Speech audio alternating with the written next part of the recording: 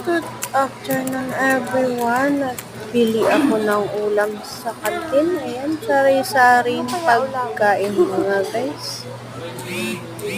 Nagpipili ako ng pagkain guys. Ayan, marami silang tinda.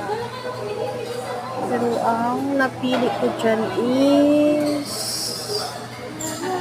yung minudo ba yan? Ano yan siya? Dito sa dulo. Ayan. Beef yan siyang nasa harap ng baba. Adobo naman yung nasa harap. Ikaw. Ayan. Maraming salamat everyone. Please follow and share. Thank you for watching. Ayun, napili ko doon banda guys. Ayun.